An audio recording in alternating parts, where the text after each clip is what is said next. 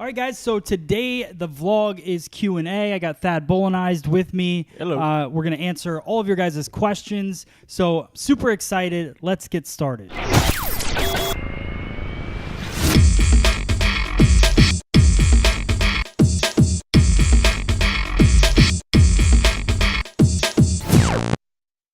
All right, so on today's show, if you want to ask a question in the future, make sure that you use the hashtag #TheMattBeckShow or send a message, email, Direct message. Private message. If you want a private message that you want anonymous, then just send it through like a direct message. Otherwise, I make a post on Instagram every week, and you can ask the question in the comments below on that.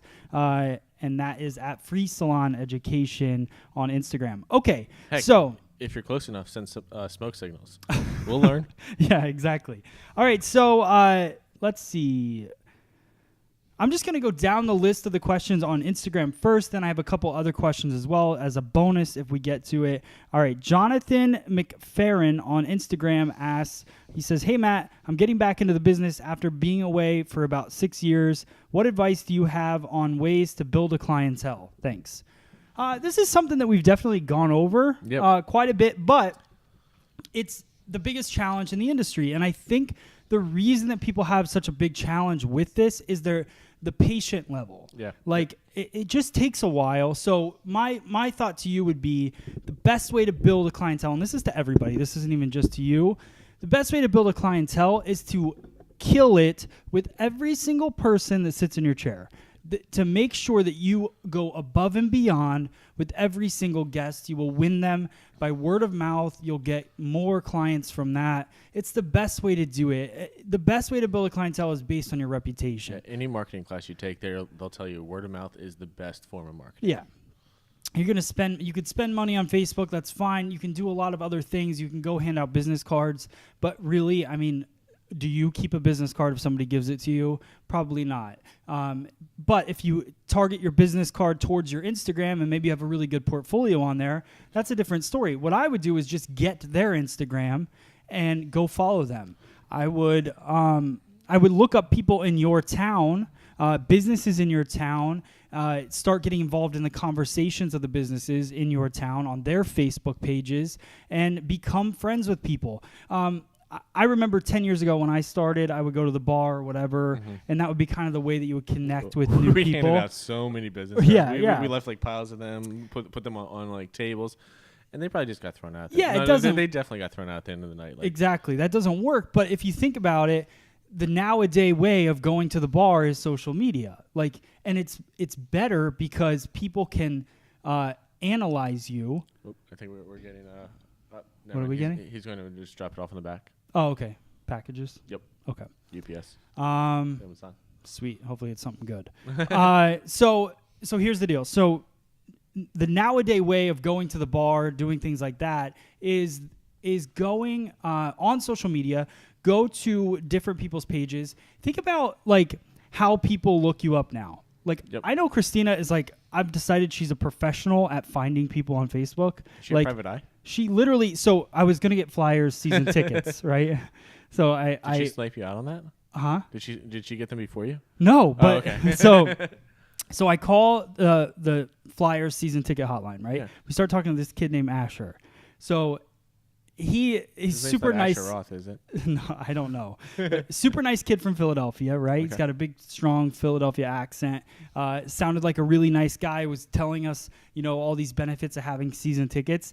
And Christina, literally, while that's happening, is finding him on Facebook to make sure that we trust him. It's that kind of thing. So think about like if you get involved in chats in your town. I know there's a New Hope page where it's a group. Yep. So you can get involved in your town group, start making conversation. People start getting nosy. They start looking you up. All of a sudden, they find out that you're a really good hairstylist, and now they want you to do their hair. That's a roundabout way of doing it. To side note on that, like I was always somebody who held on to business cards. Okay. But I've never gone back to them. Like I have like a jar. You have them. Yeah, right. I have them. Yeah. But whenever I needed something, I wouldn't go to like my pile of business cards and like look through and be like, oh, I met so and so at this bar or at this function. No, Google. Yeah. I would just go on and be like hairstylist or body paint for cars or stuff like that. Like, Exactly. And that's why I don't even collect business cards anymore. It's not, right away, if you give me a business card, I will email you my information so that I now have your information, and then I just throw the card away. Because you end up with a pile of them, and iPhones no one have, wants them. I don't know, I'm sure Droids have a similar function, but iPhones have an amazing feature on them where you create your contact. It will have your cell phone, your email, your any business information that you need to have on it. Yeah. And then you can just share contact. Yeah. Exactly. So it's a virtual business card, and then they already have it in their contacts. They have your name, they have who you're working with, or what your company's name is that you've created, yada yada yada. And it blows me away the amount of people that ask me for a business card. I know. Still. And then on top of that, once you have their contact in there, you can add notes on that person. So if you're if I met you at IBS, I could put in Matt Beck, IBS, Freestyle Education booth. He interviewed me or wants to interview me next show. Stuff like that. Right. It's amazing. Yeah. All right, cool. So hopefully that helps. But my biggest thing would be take care of the person in your chair and be patient, because it takes time to build up. But this business, and I'm going to say it forever, the only way to be successful in the hair business is to find a place that you love and stay there, because as soon as you start moving around, you lose your clients and you have to kind of start over. So yeah, I never understood that. Like when I first started in school, everybody was like, "Oh, you have such a nice profession. You can just get up and go." I'm like, not really. I mean, you can Yeah, if you want to yeah. make $20,000 a year Yeah. forever. Exactly. I mean, I guess theoretically, you could bounce from chain to chain, and then Right. you're going to steadily have that. Right. But yeah. if you're an accountant, you have an easier chance of moving around. Right. Everybody needs numbers done. You just work Well, everybody needs their hair done too. It's true. It would be better if you had a job I don't know. But you could be working in Philadelphia for Urban Outfitters corporate. right. And then be like, I really want to move to San Francisco or San Diego, and then look for a company that's out there that needs an accountant. Apply, get the job, Right, and then okay. you're already making that salary, or what salary you're going to be making that year. Exactly. Yeah. You're not starting from. You don't have to save This up. is not a salary business. Nope. All right. So Angela asks, she says, thank you so much for the information, educational videos. You're welcome. I was wondering if you have any advice for salon apprentices / assistants. I'm about to graduate cosmetology school and start my apprenticeship at a hair salon. I'm going to be starting out doing shampoos and assisting the stylist by cutting foils, sweeping, etc. My goal is to become a stylist at this salon. Thanks. I think you're doing what you have to do. Yep. You want to be a stylist at that salon? I would be... Here's what you don't do, and I think that'll be better. Number one thing for me, when I know somebody's not going to work, if I see, don't play games on your phone. Don't sit around doing nothing. Every second that you have free, you should be studying something that has to do with your job to help you grow. If she's going to be an apprentice, if she had you're going to have grunt work. You're going to have the cleaning out the drains, cleaning it out, shampooing, assisting the other stylists. If you have free time, make sure you're staying next to that person that you're apprenticing. Find somebody that you look up to in the salon that is doing things right, is making money, and watch them and learn.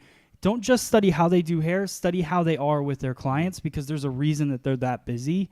And it probably has a lot to do with how they treat people in the salon. Yeah, and if you're being hired as an apprentice, make sure that you're working at a salon that is going to be working with you, that it's not just hiring you as an apprentice, but is using you just as an assistant. Right. Cool. Nailed it. Boom.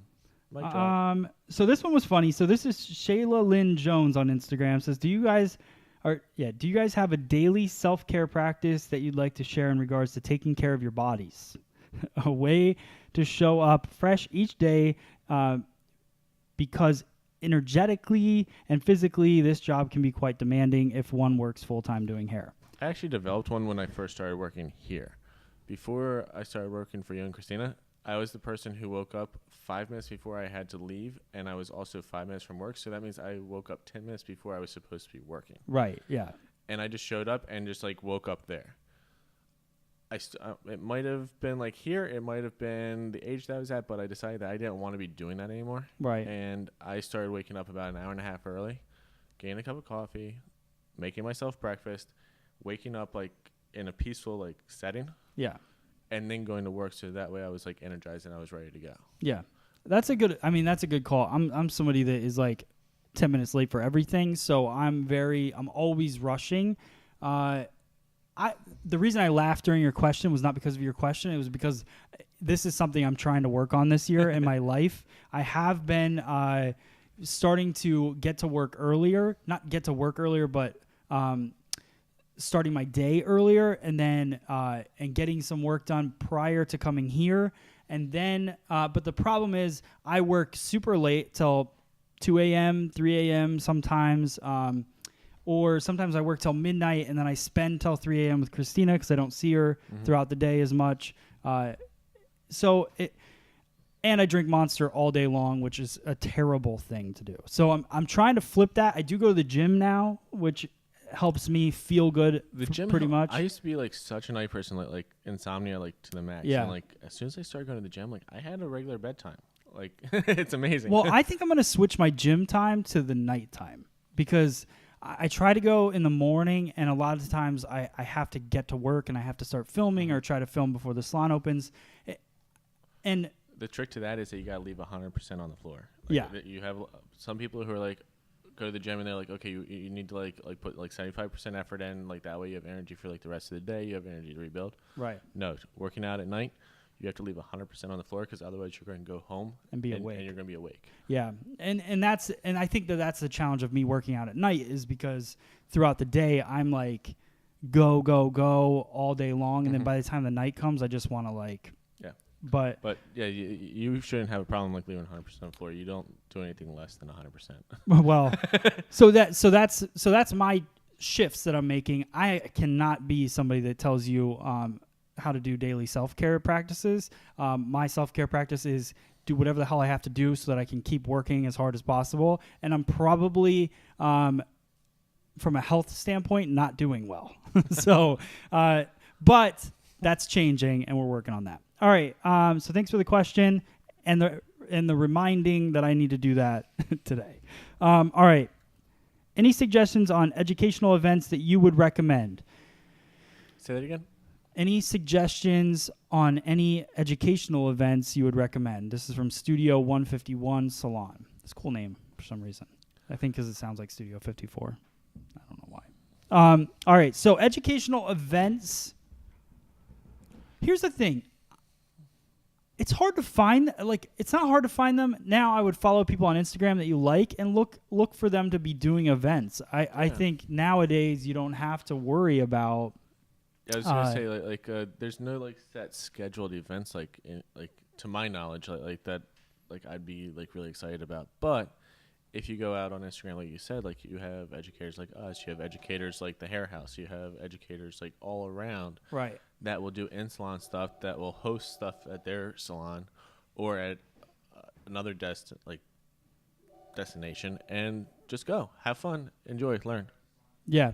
And it's going to be like focused on the hair. Yeah, I don't think that there's a ton of companies out there now, not companies, but individuals doing education. So definitely just follow them on Instagram. You'll see the flyers. That would be my recommendation. I don't really have certain people that I'm like, oh, you should go see their education. Because honestly, I just don't.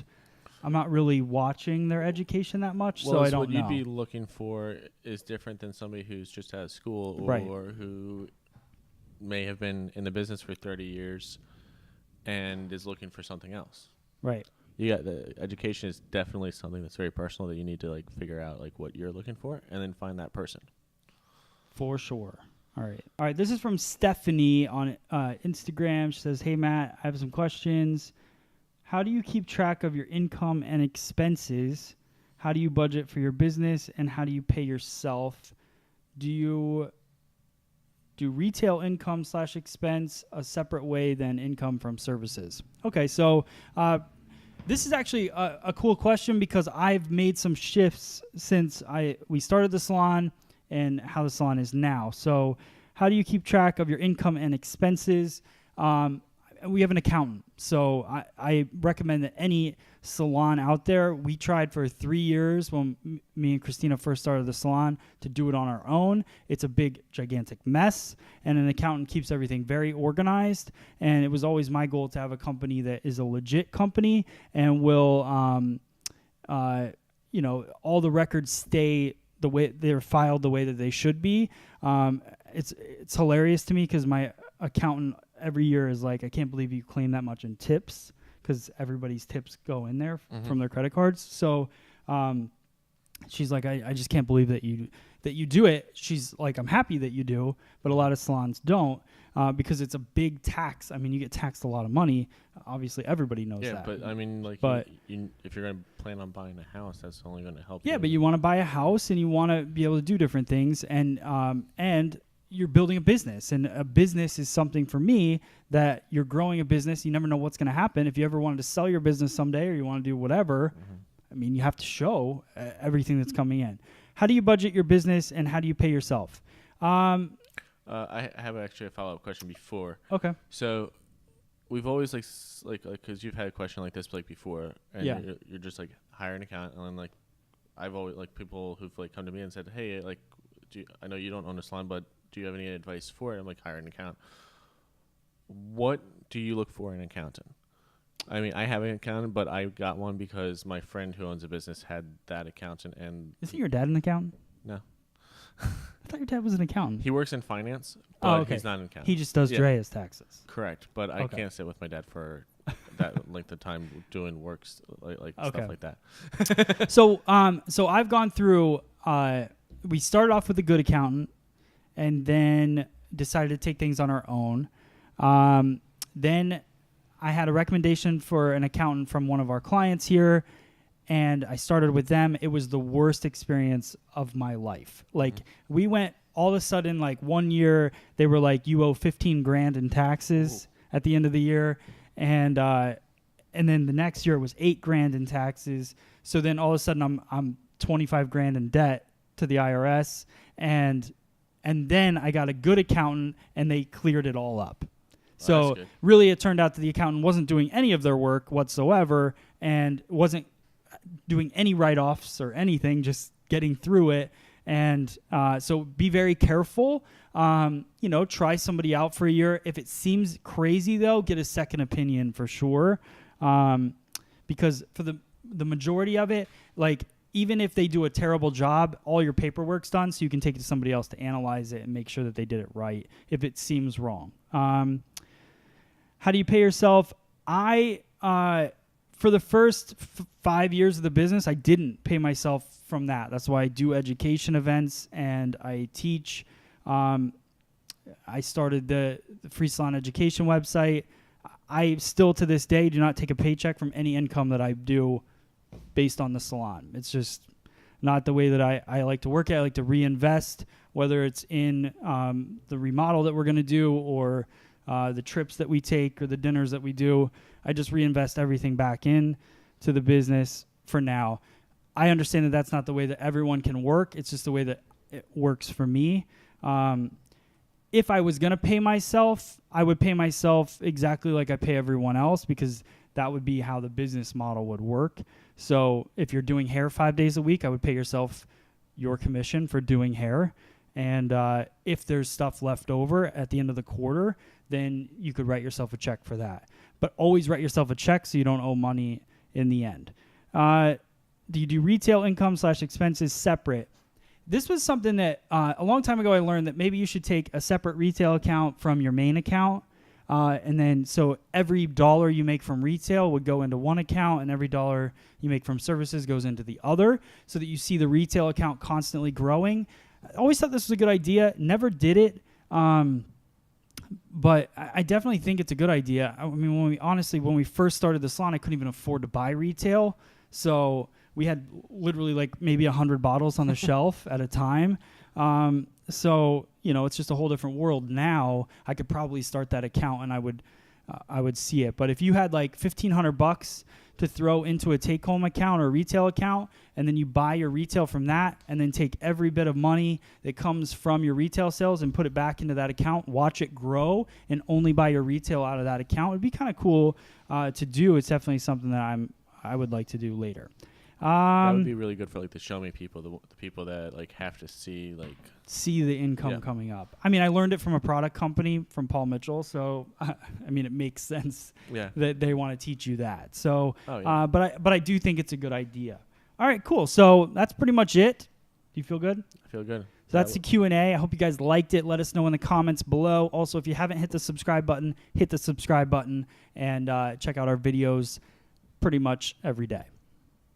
Yep. Follow Thad. Thad Bolinized. And follow us, everything at Free Salon Education. And don't forget, you can ask those questions right on social media. Or smoke signals. Yeah, or smoke signals. We'll see you guys next week. Thanks.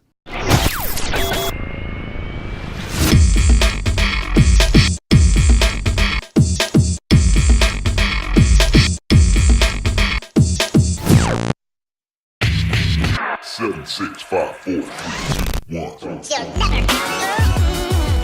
On this episode, we talk about communication. Is that weird if you talk about communication? Yeah. I mean, yeah. Wait a minute. I think we need to talk about this. Here we go.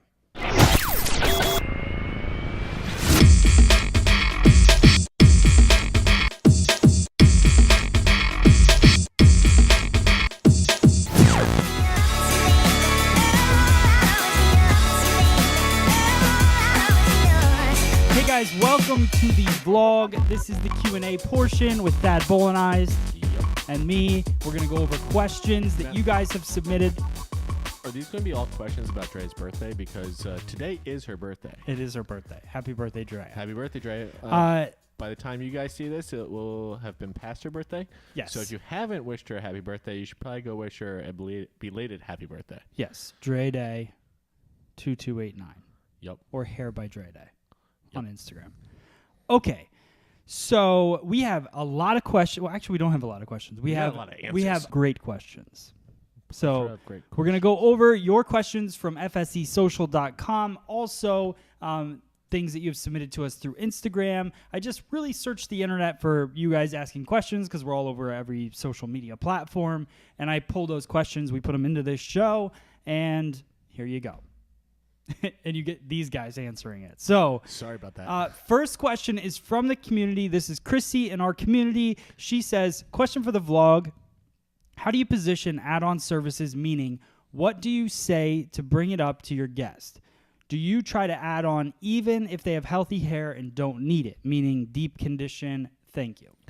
I think this is such a good question because of the fact that if they don't need it, do you still I think that this is a two-part answer based off of that. Yeah. It depends on what you're doing.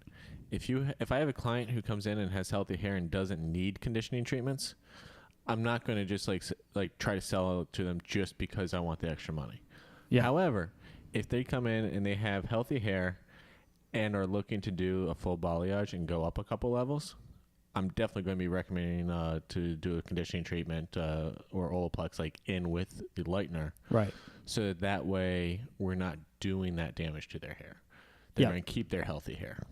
Yeah, so I think that's a good point. So it's add-on services that benefit the person. You should never try to add on anything that doesn't benefit somebody because in the end, you might get that quick dollar, but in the end, it's going to hurt you in the long term. Mm-hmm. So just make sure, like, Olaplex is a great add-on for people that have healthy hair. The thing is, too, like, just because they have healthy hair doesn't mean they shouldn't have conditioning treatments because why are we waiting until their hair is awful to start conditioning it? Like, start being proactive. Exactly. And, and going through different treatments, talking to them about, things that they should be doing at home, whatever. But add-on services to somebody with healthy hair is a great thing. It's not a bad thing. Right. So I think that we get in a mindset as hairdressers that we're selling people stuff that they don't need. Mm-hmm. But in return, we're bleaching their hair. We're doing all these things to it. So they do need it. Like they need extra love in their locks. Yeah, if you have a client that has a long bob and comes in and says, "Hey, I have new goals for my hair. I want to grow it down to my butt." They're going to need to start doing conditioning treatments if they want to keep those ends healthy. Yeah, and more importantly, doing those at home.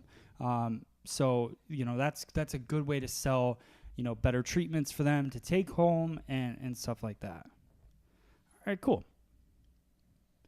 Next question is from Arlie in our community, this FSC Social community, fscsocial.com. Plug. How do you deal with unhappy clients? I have a client who asked for red highlights and they turned out absolutely gorgeous. I thought it looked great on her, but at the end of the appointment, she said she hated it and that was too bright and didn't look natural.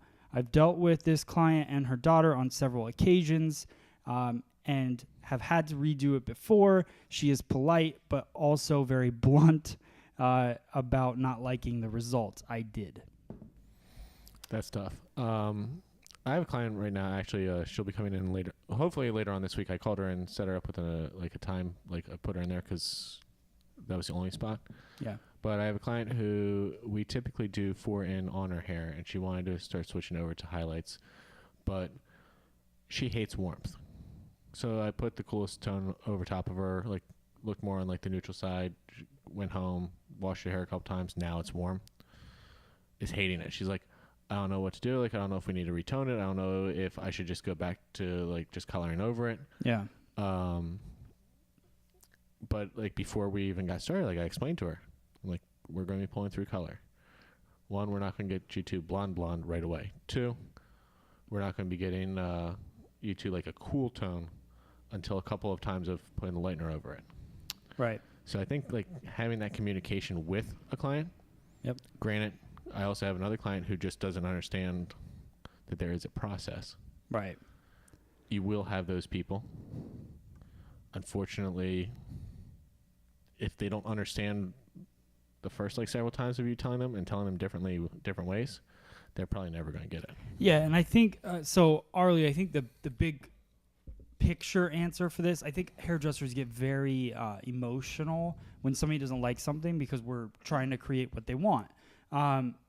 Just because you like it doesn't mean she's going to like it. It doesn't mean she's going to see it the same. Or that you did it wrong. Right, or that you did it wrong. Exactly. It's just not what she wanted necessarily. So you got to really dig to find that. And like Dad said, the communication is the best thing. So from the get-go, you don't want to set yourself up to fail. They show you a picture. Don't say, oh, yeah, totally, we're going to make that happen. We're going to take you from 4-in to platinum today. Don't put yourself in that position. I think that's a mistake that a lot of kids make out of school, or not just kids, but, people out of school make. And when you get out of school, you want to make people happy. You don't have that confidence. So right away, you're like, I'm in. I can do it. And then you're praying in the back. And then you start the service, and then you get yourself into a point where you just got to keep pushing it and pushing it. You damage the hair.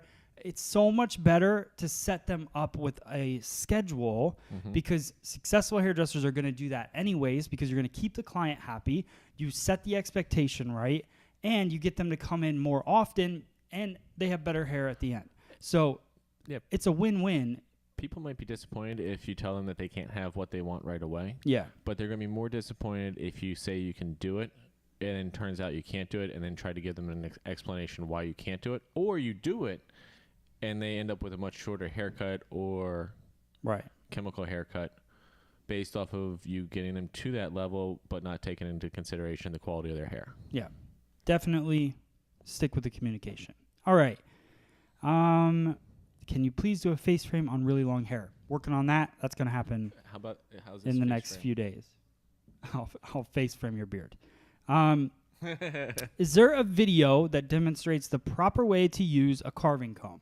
I purchased it, but I don't think I'm using it to its full potential. That's coming as well. I definitely want to work on a full carving comb breakdown. So hopefully in the next couple of days I'll be making that video as well. Do not comb through your hair. Yeah, don't do that. Actually, that's part of the full disclaimer on that. Don't run it through your hair like it's a comb. So my son, the other day, I did a haircut in my kitchen for Christina's friend, and my son runs up, grabs the carving comb, and he thought it was funny. and I don't know if he knew it was a razor, but he definitely did the motion of that he was going to comb his hair with it, and his hair's long. Not And anymore. no, it's still long because we were like, no, and he still thought it was funny, so he went back at it again, but he didn't. We caught him. I had one of my classmates in school completely destroy one of her mannequins because she picked it up and just started combing her mannequin with the blade side. Oh, nice. Yeah, and students have done that too. Nobody in my class necessarily did it, but Yeah, I don't know how you don't see that there's a blade in this. actually one girl's mother did it. Really? Yeah. Oh, well. Don't leave these on your station because that could happen. But we're going to do a full breakdown. If you don't know what the carving comb is, this is the carving comb. We have the fine teeth, the wide teeth. We'll do a full breakdown of it. The cool benefits of a carving comb is that it has a 100% cutting side and then a 50% cutting side. So you can create texture, you can create solid lines, and you can use this razor while you cut with scissors. I was going to say that's my favorite fun Yeah. fact about the carving comb. So you have a razor tool, your scissor, and your comb all in your hand when you go to cut the hair. So it's a really cool tool. It's $37 on freesaloneducation.com. It's probably one of our top selling items on the shop at this point. So it's really cool. I want to do a video for you guys so that you fully understand the tool. That's that. Appointments ringing in.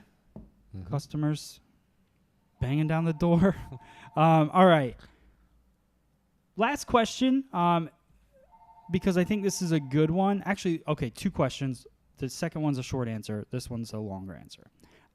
This is from Instagram. A client of mine wanted this exact haircut, which was, I thought I took a picture of it.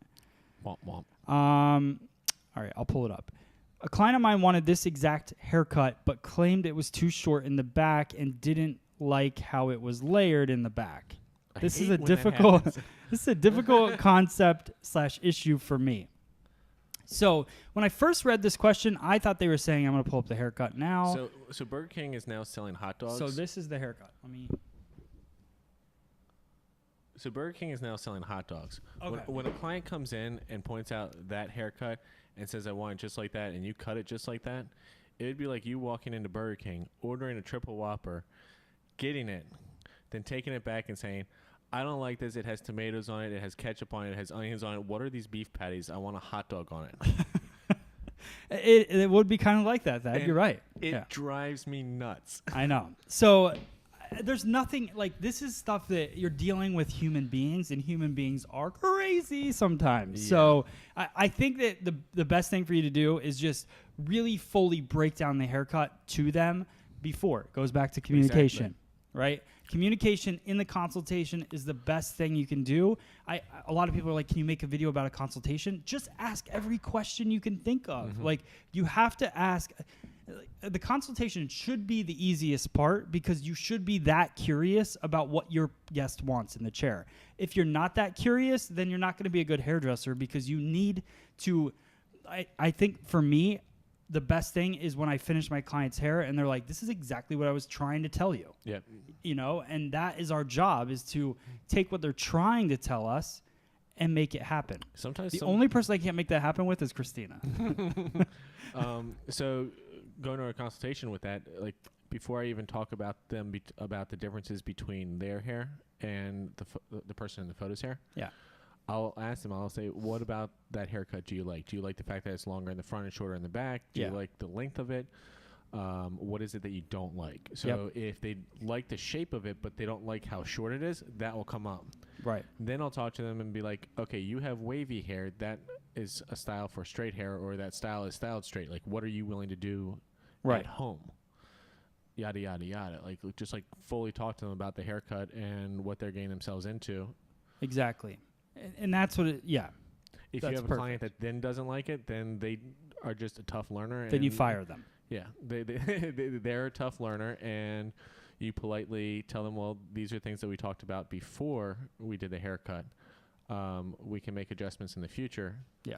But that might require some growing out. This is why in pretty much every vlog now I'm saying to everybody, please do not copy the haircut. Even if your client says, I want this exact haircut, and you've watched me do it the exact way, that doesn't mean do it the exact way. It means you're going to have to cater it to that person. They want that overall look, but they don't necessarily want or have the same hair as the mannequin. I got a new life. Well, maybe new life model. We'll see how this works. Might need a battery that. Just For this. We might get through it. Let's try to get through it. Well, what was that? okay. My new life motto: full disclosure, full diplomacy. Nice. You gotta be polite with people, otherwise you're gonna start fights. But you gotta be fully disclosed. Right.